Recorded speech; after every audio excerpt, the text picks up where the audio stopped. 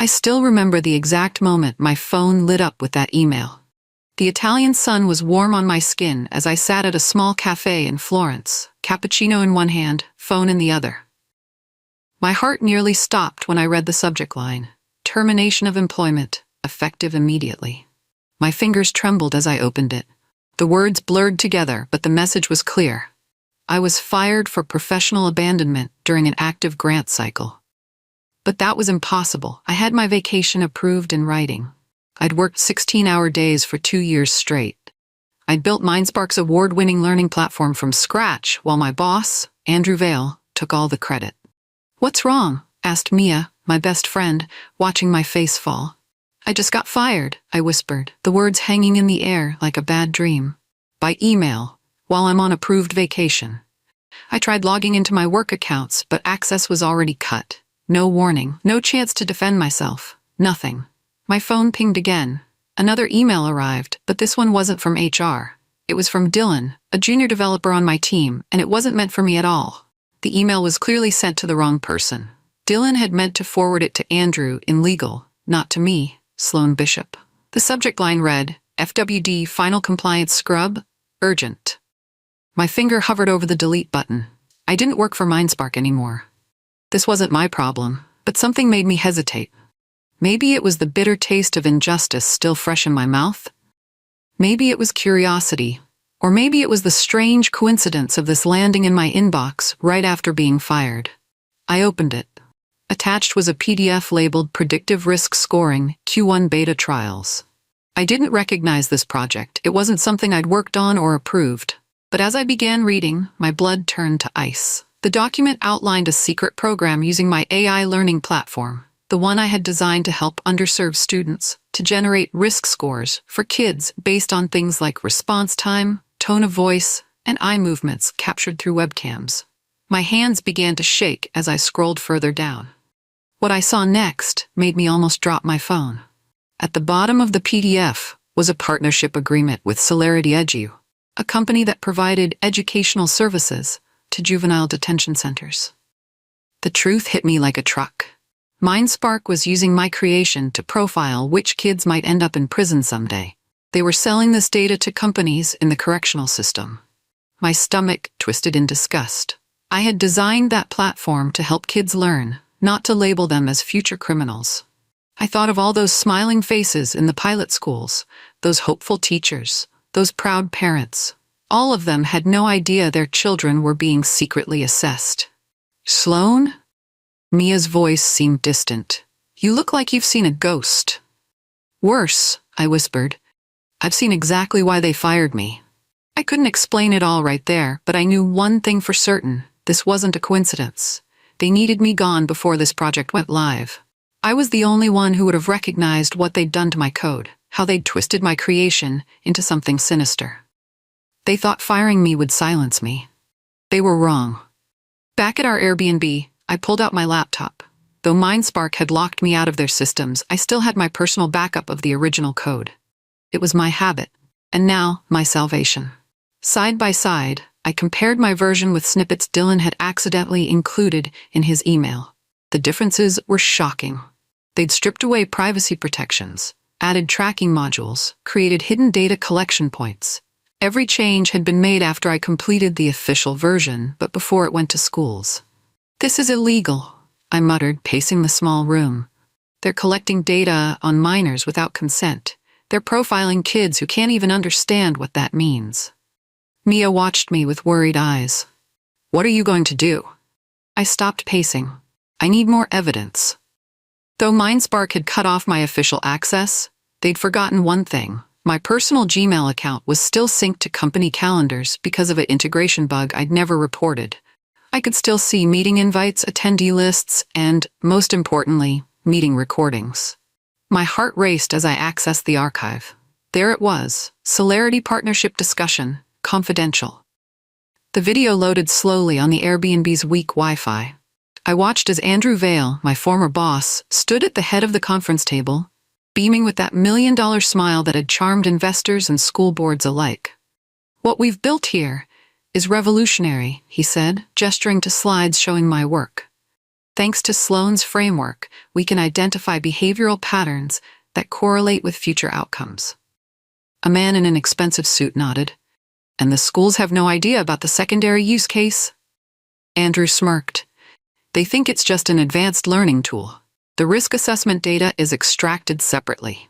They never see it, but Celerity Edu does. My stomach churned as he continued. We're calling it early intervention targeting, not predictive criminal profiling. Language matters in this space. The group laughed. Actually laughed. I closed my laptop feeling sick. I trusted Andrew. I believed in MindSpark's mission to help underserved kids. Instead, they were using my work to put targets on children's backs before they even had a chance to grow up. I grabbed my phone and texted Dylan. I saw the Celerity file. We need to talk. Dylan called me back within minutes, his voice a terrified whisper. Sloane, how did you get that file? They'll think I leaked it on purpose. Relax, I said. You forwarded it to the wrong Andrew. But now I need to know, how long has this been happening? He hesitated. 3 months, right after you finished the main platform. Andrew brought in a special team to add the tracking modules. We were told it was for enhanced learning metrics. And when did you learn the truth? Last week. That's when the Celerity contract came through. Some of us raised concerns, but his voice broke. They made us sign new NDAs. Legal said we could be sued for millions if we talked. Who else knows? I pressed. Just the core team, and now you. He paused. Sloane, they fired you because the grant proposal mentioned you as the principal architect. They couldn't risk you seeing the modified version once it went live. My suspicions confirmed. I asked the most important question. Dylan, would you be willing to help me expose this? His answer chilled me. They're already watching us. I think they know I called you. For the next 2 days, I barely slept. I pored over every piece of evidence I could gather remotely. Dylan had gone silent. His company's Slack showed him as a way. I feared he'd been caught or threatened into silence. I needed a plan. Blowing the whistle would mean taking on a billion-dollar company with fancy lawyers and powerful friends. I was just one person, a former middle school teacher turned programmer, now unemployed in a foreign country. But then I thought about those kids, my students years ago, the children now being labeled as high risk without their knowledge.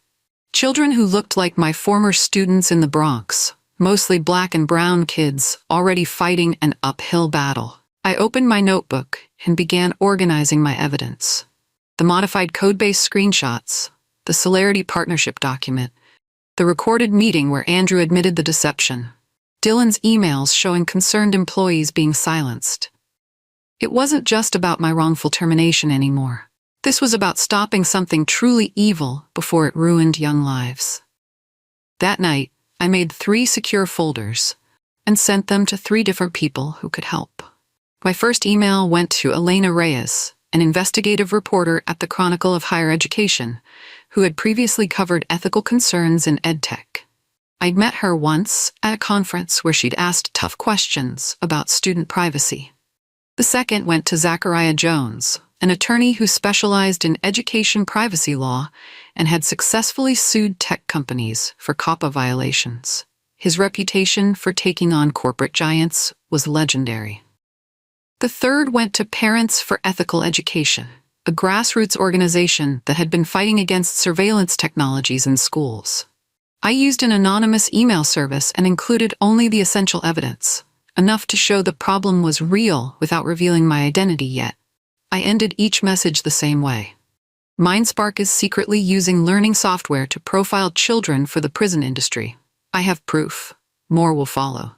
Then I created one final package, a mass email scheduled to go to every school district using MindSpark, set to send Monday morning at 9 a.m. Eastern Time. The subject, what MindSpark isn't telling you about your students. The weekend passed in agonizing slowness. Mia tried to get me to enjoy our vacation, but my mind was elsewhere. I checked news sites hourly, wondering if my information had made an impact yet. Nothing. By Sunday night, doubt crept in. Had I been too cautious? Were my emails caught in spam filters? Would anyone care about yet another tech company exploiting user data? Then, at 8:43 p.m., my phone lit up with a notification. The Chronicle had published an article.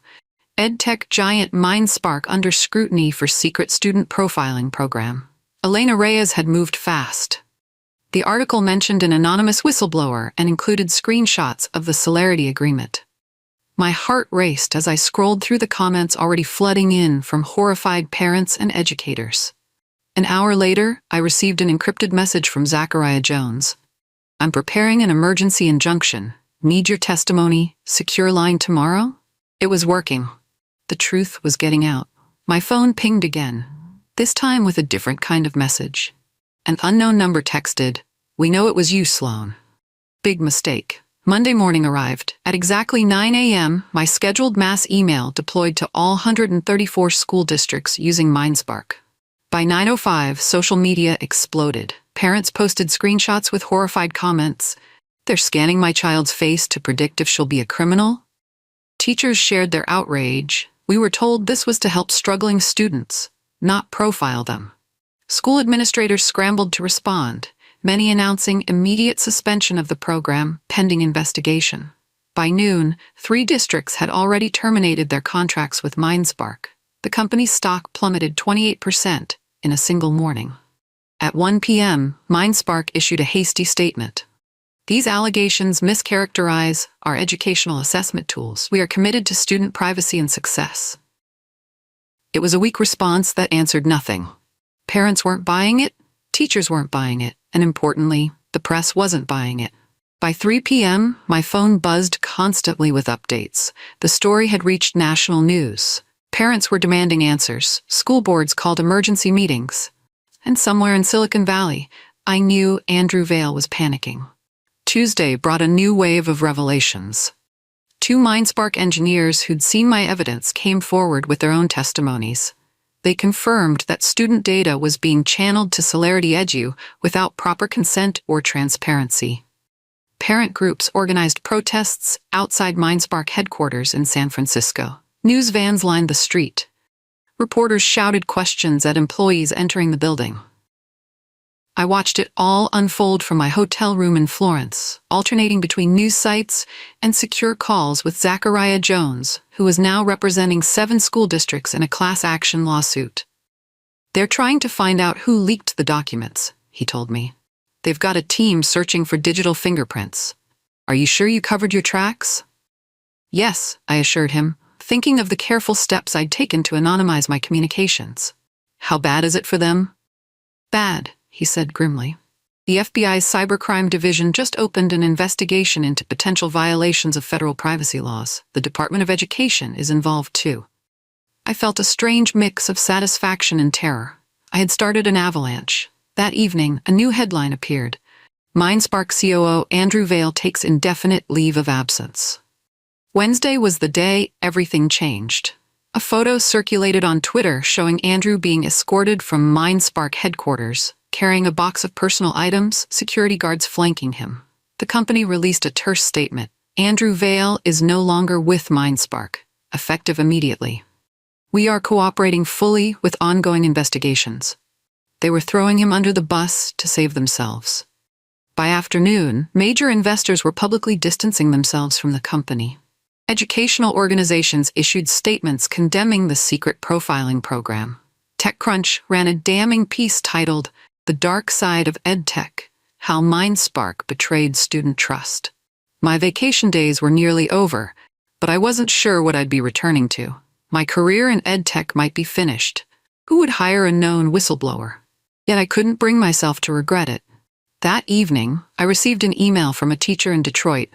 "I don't know if you're the one who exposed MindSpark, but thank you. My students deserve better than to be profiled as future criminals." Reading those words, I felt a weight lift.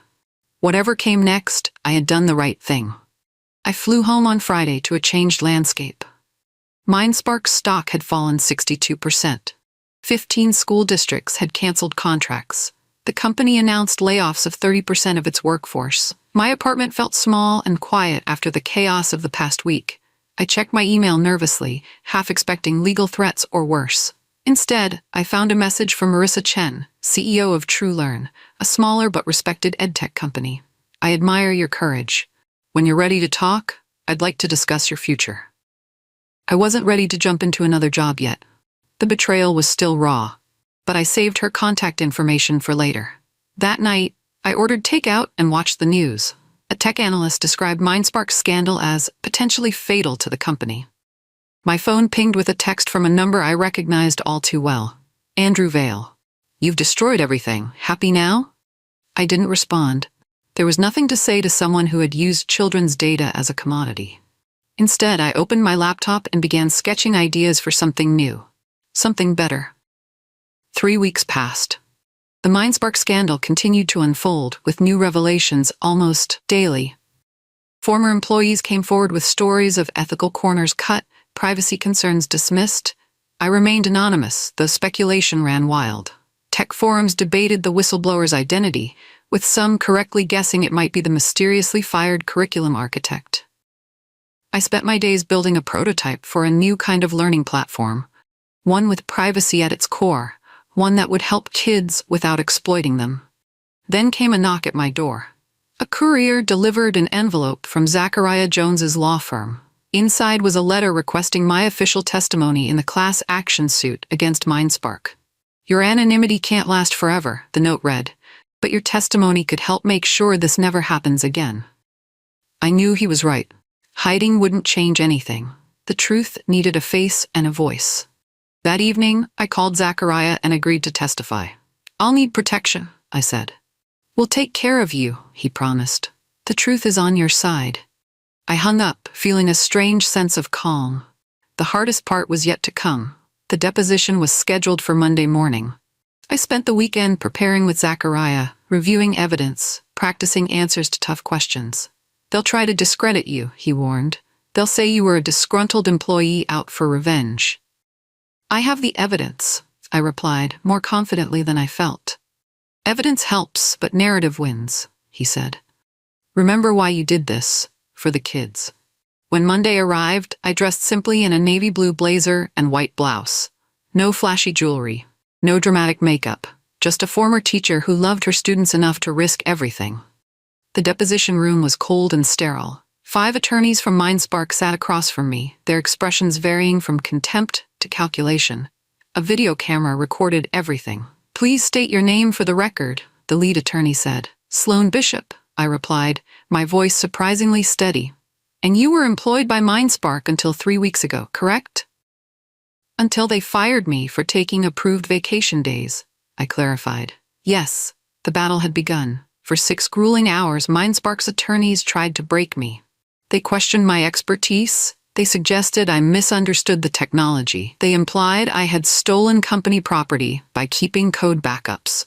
But I held firm, explaining precisely how my original design had been corrupted. I walked them through the evidence chronologically, keeping my cool even when they tried to provoke me. "Isn't it true," their lead attorney asked, "that you exposed confidential information because you were angry about being terminated?" I looked him directly in the eye. "I exposed illegal activity because it threatened children. My termination simply revealed the lengths your client would go to hide their actions." When it was over, I felt drained but undefeated. Zachariah squeezed my arm as we left. "You did beautifully," he whispered. Outside, reporters clustered at the building entrance. Someone had leaked that the mysterious whistleblower would be testifying today. I hesitated at the door, then decided, no more hiding. I walked out with my head high, directly into the camera lights. "Ms. Bishop, are you the one who exposed MindSpark?" "Yes," I said simply, "and I'd do it again." My face was everywhere the next day. News sites, morning shows, social media, all showing the quiet programmer who had taken down a tech giant. Interview requests flooded my inbox. Most I declined, but I agreed to one with Elena Reyes, whose initial article had helped break the story. "Why did you decide to come forward now?" she asked when we sat down together. "Because silence protects the wrong people," I replied. "The students deserved someone to speak for them." "What happens next for you? Your career in tech might be complicated now." I smiled slightly. "Actually, I've been building something new." I explained my vision. A learning platform with transparent code, no hidden tracking, no secret data collection. A tool that truly served students rather than exploiting them. "It sounds ideal," Elena said, "but how would you fund it without major investors who might push for the same profit-driven compromises?" I've been thinking about that, I admitted. Maybe it needs to be a non-profit. Maybe we need a different model entirely.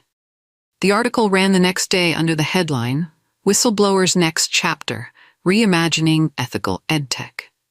A week after my interview with Elena, I received an unexpected email from Dr. Maya Rodriguez, director of the Educational Technology Ethics Foundation. Your story resonated with me, she wrote. I'd like to discuss a potential grant to develop your ethical learning platform. We met for coffee the following day.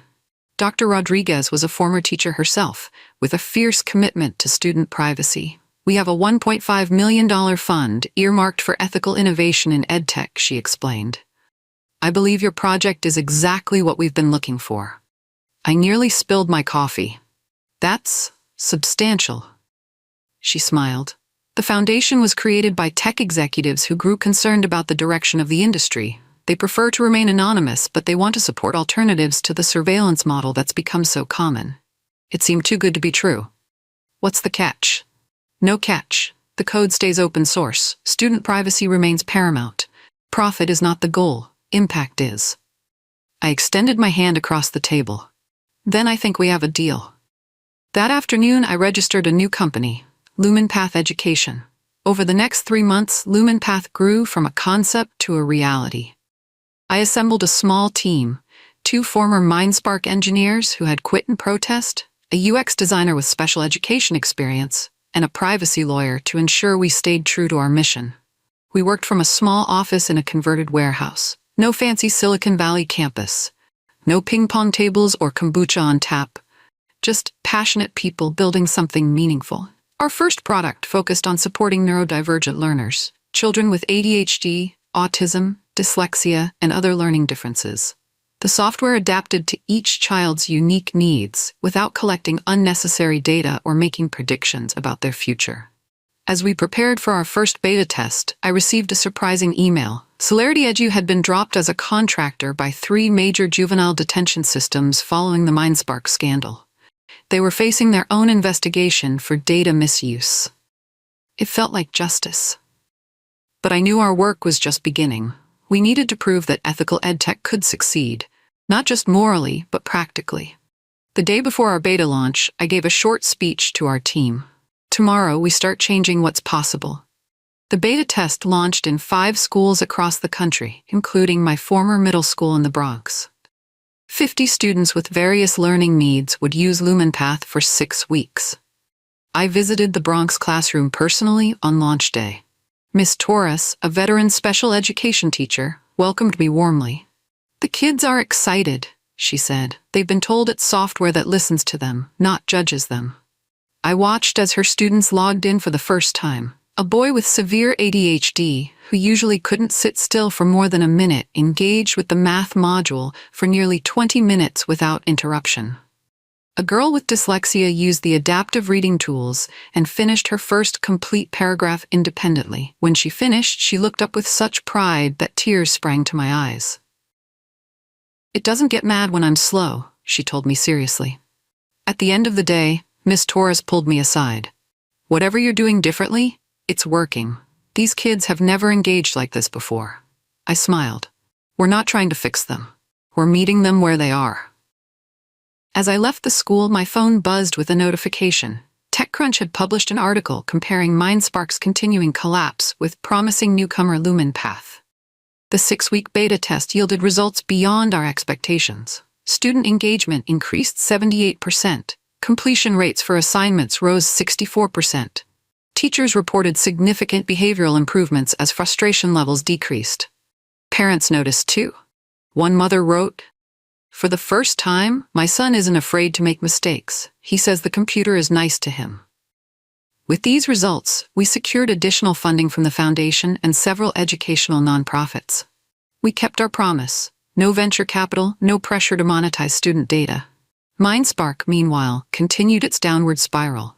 They'd lost 75% of their school contracts. A federal investigation found multiple violations of COPPA and other privacy laws. They faced fines potentially reaching hundreds of millions. Andrew Vail had disappeared from public view, though rumors placed him in Europe, trying to start over. I received occasional messages from former colleagues still at MindSpark describing a toxic environment of blame and fear as the company imploded. I felt for the innocent employees caught in the crossfire, but the company's downfall was its own doing. LumenPath scheduled a full launch for the fall semester, with 23 school districts already signed up. As summer ended and the new school year approached, LumenPath prepared for our official launch. We'd moved to a slightly larger office and added 5 more team members, including 2 teachers who offered crucial classroom perspective. We maintained our core principles: no unnecessary data collection, no student profiling, no behavioral predictions. Just tools that help children learn in their own way. One August morning, I arrived at the office to find everyone gathered around a computer, expressions somewhere between shock and vindication. "What's happening?" I asked. "MindSpark filed for bankruptcy," our UX designer said. "It's official. They're done." The news was everywhere. After months of declining revenue, lawsuits, and regulatory fines, the once mighty edtech giant had collapsed. Their remaining assets would be sold off to pay creditors and legal settlements. I felt a complex mix of emotions: satisfaction that justice had been served, sadness for the good people who had lost jobs, and a renewed sense of responsibility to build something better from the ashes. That afternoon, I received a plain white envelope with no return address. Inside was a handwritten note. "You were right. I was wrong. I'm sorry." It wasn't signed, but I recognized Andrew's handwriting. Too little, too late. But at least he knew it. Our fall launch was covered by major education publications. LumenPath, the ethical alternative, one headline proclaimed. Another read, "After MindSpark's fall, a new approach to edtech rises." Enrollment exceeded our projections. Teachers reported high satisfaction rates. Students, especially those with learning differences, showed remarkable progress. In October, I was invited to speak at the National Education Technology Conference. 3 years earlier, Andrew had given the keynote at this same event, promising that MindSpark would revolutionize education for all students. Now, I stood at the same podium, offering a different vision. Technology should serve students, not surveil them.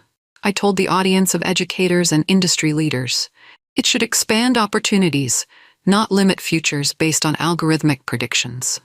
I shared the story of LumenPath's creation, the betrayal that sparked it, the principles that guided it, the results that validated it. When I finished, the audience rose in a standing ovation. Afterward, a line of teachers waited to speak with me. One grasped my hand with tears in her eyes. "Thank you for remembering what education is supposed to be about." That night, I called my parents to share the moment. "We're so proud of you," my mom said. "You always were our little fighter." Winter brought new milestones. LumenPath expanded to over 100 school districts. We developed specialized modules for English language learners.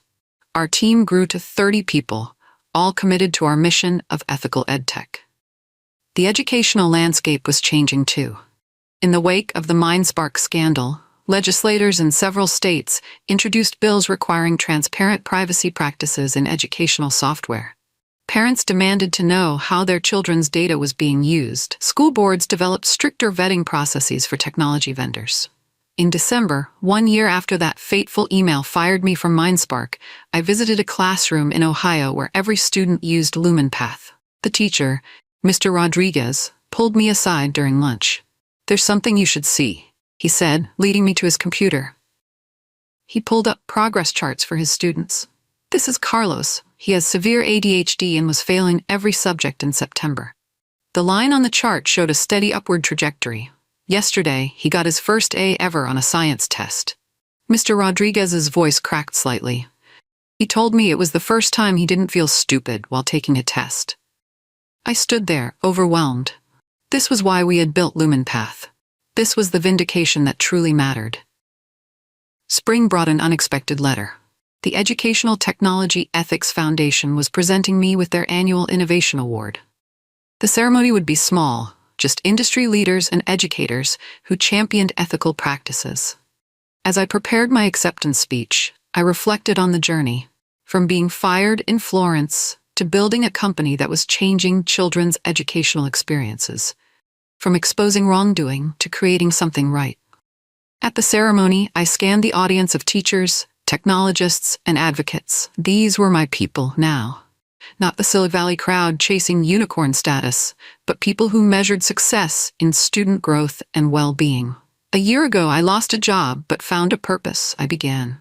I learned that the most powerful thing we can do is refuse to be complicit in harm, even when speaking up comes at a cost. I told them about Carlos getting his first A, about the girl with dyslexia reading independently, about teachers reporting renewed joy in their classrooms. The future of education technology isn't in surveillance or prediction, I concluded. It's in support and possibility. It's in remembering that behind every data point is a child with dreams that deserve protection. The applause washed over me like a wave, but it was the quieter moment afterward that meant more. When a teacher from Detroit approached me with tears in her eyes. "My students aren't statistics," she whispered. "Thank you for remembering that." I walked home that night under a canopy of stars, thinking about all the students using LumenPath now.